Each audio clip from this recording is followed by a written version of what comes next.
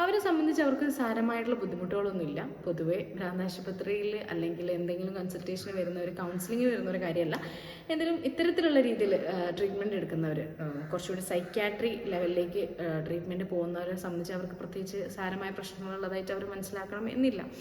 അതുപോലെ തന്നെ ഇവരെ സംബന്ധിച്ചും ഇവർ അത്തരത്തിലുള്ളൊരു പ്രോബ്ലം അവർക്ക് ഉള്ളതായിട്ടൊന്നും അവർ മനസ്സിലാക്കിയിരുന്നില്ല. ചില സമയത്ത് ഭയങ്കരമായിട്ട് സങ്കടം തോന്നാറുണ്ട്, ഷവറെല്ലാം ചെയ്യുന്ന സമയത്ത് കരയാറുണ്ട്, ഭയങ്കര ഒച്ചത്തിൽ കരയാറുണ്ട്. അപ്പോൾ ഹസ്ബൻഡെല്ലാം വന്ന് നോക്കിയിട്ട് എന്താ പ്രോബ്ലം എന്ന് ചോദിക്കാറുണ്ട്, സൂയിസൈഡിന് അറ്റംപ്റ്റ് ചെയ്തിട്ടുണ്ട്. ഇത്തരത്തിലുള്ള ഡീറ്റെയിൽസ് മാത്രമാണ് നമുക്ക് അവരുടെ കയ്യിൽ നിന്ന് കിട്ടിയിട്ടുണ്ടായിരുന്നത്.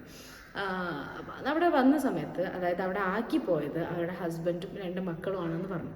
അപ്പോൾ അവരെ സംബന്ധിച്ച് പ്രത്യേകിച്ച് ഒരു പ്രശ്നവും ഇല്ലാത്ത സാഹചര്യത്തിൽ അവർ ജസ്റ്റ് നാട്ടിലേക്ക് വിസിറ്റ് ചെയ്യാൻ വേണ്ടിയിട്ട് ഇന്ന സ്ഥലത്തേക്ക് വരികയാണെന്നും, അവിടെ നിനക്ക് ഇങ്ങനെ ചില സമയത്തൊക്കെ ചില സങ്കടം പോലെ തോന്നാറുണ്ടല്ലോ, അത് നമുക്ക് സൈക്കോതെറാപ്പി പോലത്തെ എന്തെങ്കിലും ഒരു സപ്പോർട്ടീവ് ട്രീറ്റ്മെൻറ്റ്, എന്തെങ്കിലും കൗൺസിലിംഗ്